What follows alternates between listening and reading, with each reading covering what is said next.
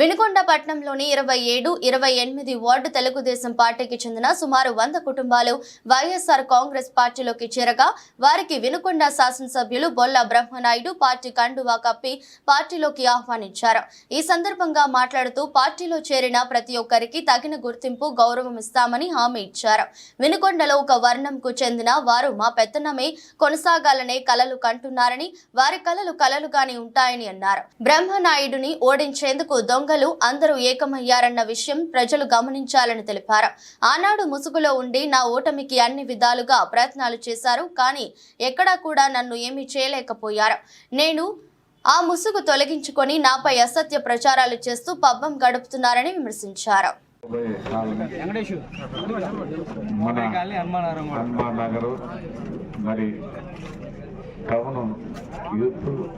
ఈరోజు వైఎస్ఆర్ కాంగ్రెస్ పార్టీలో సైనికుల్లా ఈరోజు పార్టీలోకి రావటం వారందరినీ కూడా మనస్ఫూర్తిగా అభినందనలు తెలియపరుస్తున్నాం. అన్ని విషయాల్లో మనం ముందుండాలి. కొన్నిట్లో రాజకీయం అంటే అది ఒక కళ.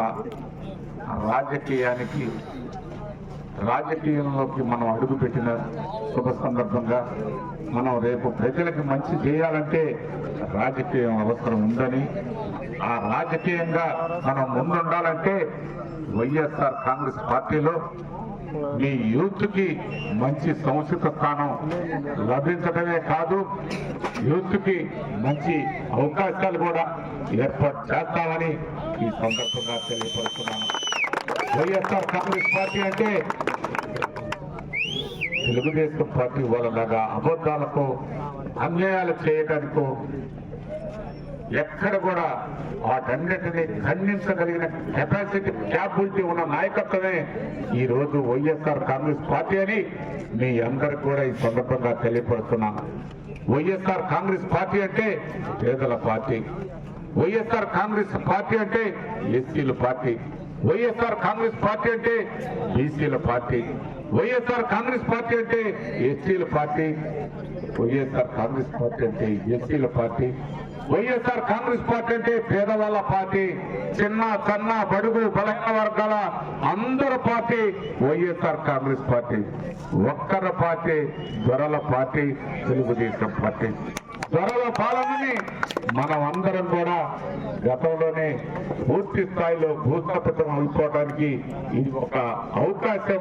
ఈసారి ఎక్కడ కూడా తెలుగుదేశం పార్టీ అనేది కనిపించదు, వాళ్ళ నామం వినిపించదని మీ అందరికి కూడా ఈ సందర్భంగా తెలియపరుస్తున్నాను. మతాల పార్టీ అని చెప్పారు వాళ్ళే. మతాల పార్టీని ఈనాడు హక్కును చేర్చుకుంది ఇదే చంద్రబాబు నాయుడు గారు కాదా అని అడుగుతూ ఉన్నాను. కులాల పార్టీ అన్నది ఈ చంద్రబాబు నాయుడు గారు. ఇవాళ కులాలకు ముందుకు తీసుకొచ్చింది ఈ చంద్రబాబు నాయుడు గారు కాదా అని అడుగుతున్నాను. మరి అన్ని విధాల ఇవాళ మతాలని, కులాలని రెచ్చగొడుతుంది ఆ చంద్రబాబు నాయుడు గారు, ఈ లోకేష్ కాదా అని అడుగుతూ ఉన్నాం. ఇక్కడికి వచ్చేవారికి చెప్తాడు వైఎస్ఆర్ కాంగ్రెస్ పార్టీ నాయకులు